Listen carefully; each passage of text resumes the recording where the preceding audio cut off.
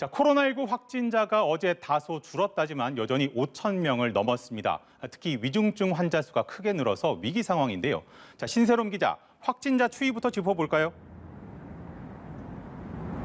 네, 오늘 0시 기준 코로나19 확진자는 5,202명입니다.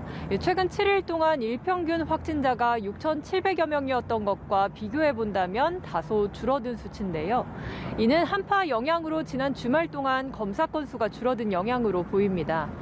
지난 주말에는 일평균 검사 건수는 하루 60만 건인 것에 비해서 지난 주말 이틀 동안 이뤄졌던 검사는 하루 40만 건 수준이었습니다. 때문에 이 같은 주말 휴가가 끝나는 내일 확진자 수가 중요할 것으로 보고 있습니다. 이 방역 당국은 추세 전환에 대한 판단은 아직 이르다면서도 이 확산 속도가 둔화하고 있다고 말했습니다. 실제로 15%에서 20% 매주 증가하던 확진자 증가 폭이 둔화하고 있다는 건데요.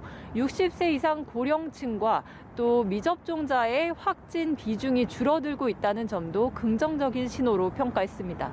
방역 당국은 이 같은 효과들이 지난 6일 발표된 특별 방역 조치와 더불어서 이 방역 패스가 확대 적용된 것의 영향으로 풀이하고 있습니다.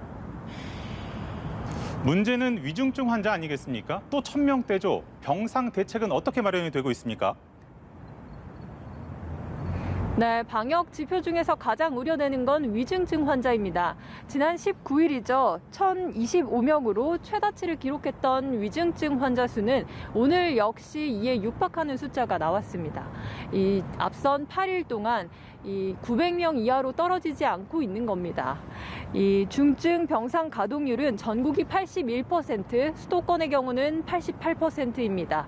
이 수도권의 중증 병상 가동률이 80%를 넘었다는 것은 실제로 모든 병상이 포화 상태로 병상 여력이 점차 소진되고 있는 단계로 풀이되는데요. 전국에 남아있는 중증 병상이 258개밖에 되지 않는 상황입니다. 방역 당국은 내일 이와 관련한 병상 대책을 발표할 예정입니다.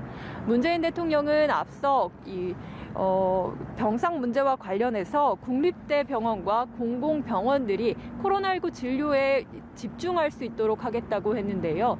또 공중보건의와 군의관들도 코로나19 진료에 투입할 수 있도록 지시한 바 있습니다. 이에 대한 세부 대책이 내일 발표되는 겁니다. 그럼 오미크론 집단 감염 상황도 살펴보죠. 하루 만에 49명이 늘었죠. 네, 오미크론 변이 신규 확진자는 국내 해외 유입이 16명이고 국내 확진자가 33명입니다.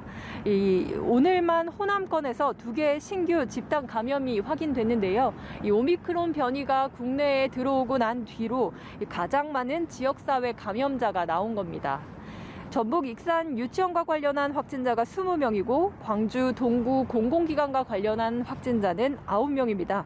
이 두 집단 감염과 관련해 감염이 의심되는 환자만 해도 43명 수준인데요.